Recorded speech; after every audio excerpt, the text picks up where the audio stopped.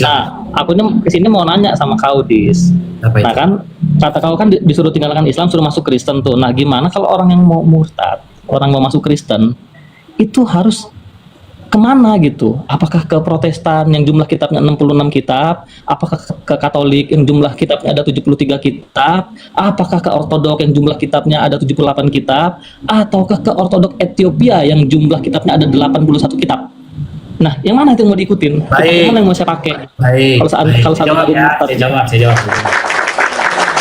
Jadi teman-teman, ini juga yang menjadi masalah bagi orang Islam. Jadi orang Islam ini itu adalah orang-orang yang penting jumlah kitabnya sekian nanti masuk surga.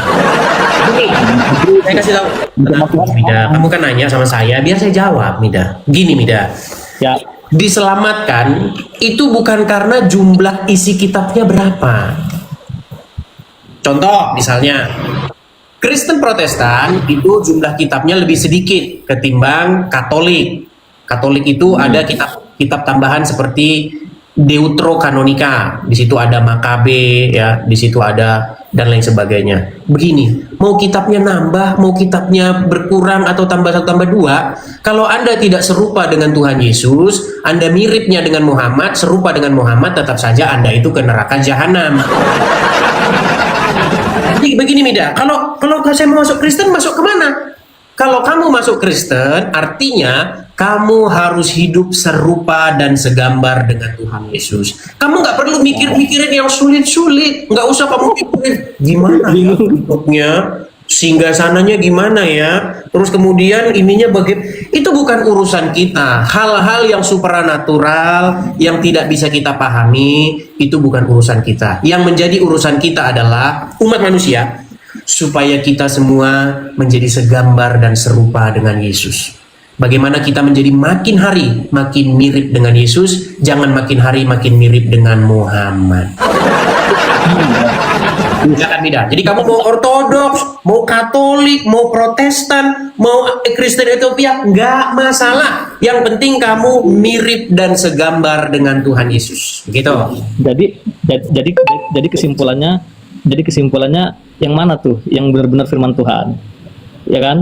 Kamu udah lari kemana-mana. Tadi kamu bilang, saya masuk Katolik apa Protestan apa Ortodoks. Saya bilang, kamu masuk Katolik nggak apa-apa, masuk Ortodoks nggak apa-apa, masuk Protestan nggak apa-apa. Poinnya itu adalah, ketika kamu jadi Katolik, ketika kamu jadi Ortodoks, ketika kamu jadi Protestan, kamu makin mirip dengan Yesus apa makin mirip dengan Muhammad?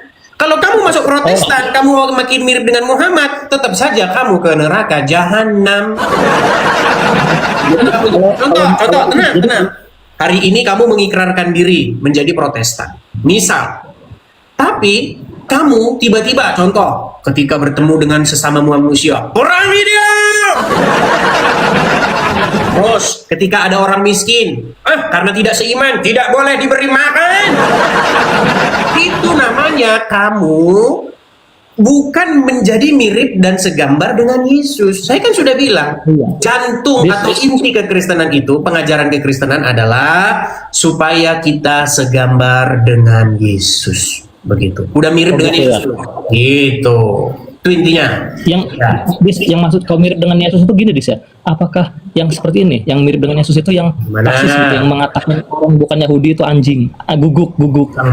Yesus kan kalau mengatakan perempuan yang bukan Yahudi, kan ada orang bukan Yahudi dikatakan itu adalah perempuan Kanaan, di mana dia datang kepada Tuhan Yesus, kemudian dia meminta sesuatu kepada Tuhan Yesus, lalu Tuhan Yesus berkata, tidak baik memberikan roti yang disiapkan untuk anak-anak dan melemparkannya kepada anjing. Betul?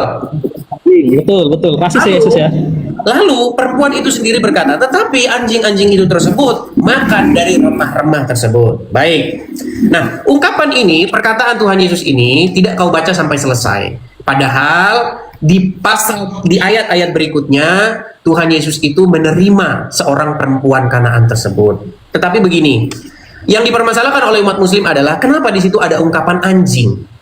Kenapa? Dan Yesus menyuruh anjing. Inilah Mida ini, udah 2026, bawaannya ngeyel. Mida, coba ya di 2026 ini coba kamu bukalah telinga kamu, bukalah pintu hati kamu. Jangan kebanyakan ngeyel dulu. Gini, Kamu harus paham yang namanya peribahasa. Jadi begini, tidak baik memberikan roti yang disiapkan bagi anak-anak lalu melemparkannya kepada anjing.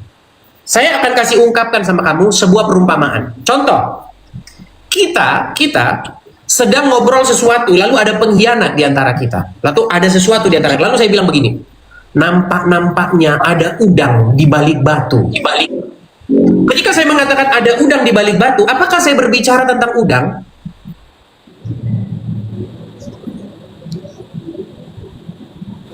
Rudis. Nah, pura-pura ngelak dia. Nah, kamu yang pura-pura ngelek.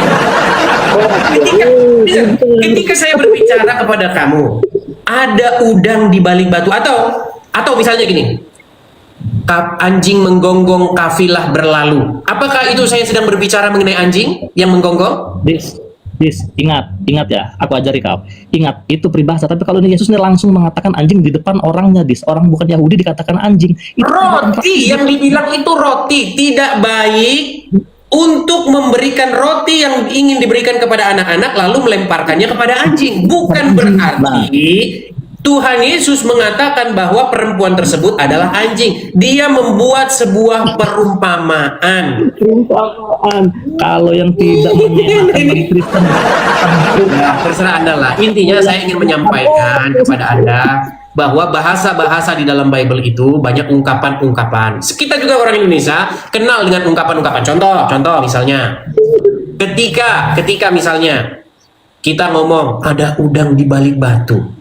Apakah saya berbicara tentang udang?